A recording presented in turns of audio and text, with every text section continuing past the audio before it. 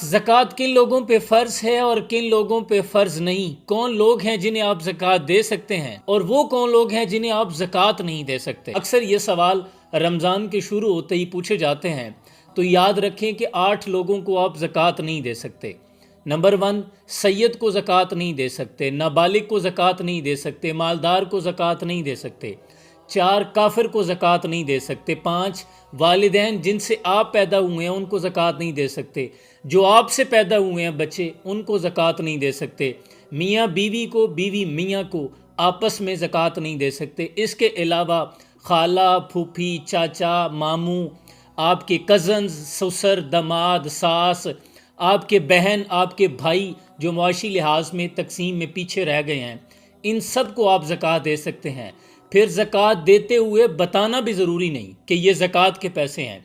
इकट्ठे नहीं दे सकते, आप इंस्टॉलमेंट पे दे सकते हैं, यानी मंथली किस्त के तौर पर भी दे सकते हैं। बल्कि रिश्तेदारों को ज़कात देना ज़्यादा अफजल है। हुक्म तो ये है कि सबसे पहले आपके अजीज़ व अकारब, इसके बाद अहले मोहल्ला, इसके बाद अहले गाँव, अहले कस्बा, इसके बाद फिर दीगर लोग अगर कोई बच जाएं तो। ज़कात का निसाब 7.5 तोला सोना, 52 तोले चांदी और 2 लाख रुपए ऐसी रकम जो आपके साल भर इस्तेमाल नहीं हुए, पड़े रहे। आपने प्लॉट खरीदा था, इन्वेस्टमेंट की थी कि मैं इतने का बाद में बेचूंगा, उसकी जो करंट फेस वैल्यू होगी, जो कीमत फ़रोख्त है, उस पर ज़कात है। और किन चीज़ों पर ज़कात फ़र्ज़ नहीं? आपकी इस्तेमाल शुदा पर्सनल चीज़ें, आपकी गाड़ी, आपका घर, आपका बिज़नेस का कोई प्लाज़ा है, आपका उसमें जो मशीनें हैं उस पर कोई ज़कात नहीं है। हाँ, जो रॉ मटेरियल है, जो प्रोडक्शन आइटम्स हैं, उन पर ज़कात की वैल्यू है। हुज़ूर ने फरमाया था कि वाबिसा इस्तफ्त मिन कल्बे, ये जो अंदर ही मुफ्ती बैठा है,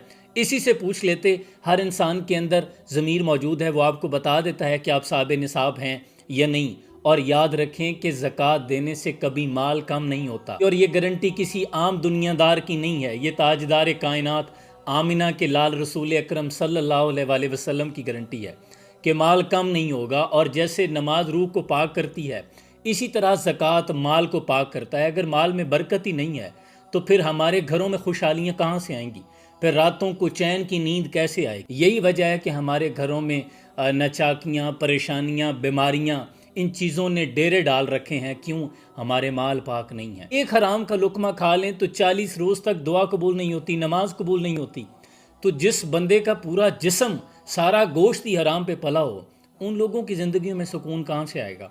अगर आप चाहते हैं कल्बी इत्मीनान, आपकी दुनिया और आखिरत बेहतर हो जाए, तो ज़कात अदा करें। ये गरीब लोगों का आप पर हक है। अल्लाह आसानियाँ हासिल तकसीम करने का शर्फ अता फरमाए। सलाम पहुंचे।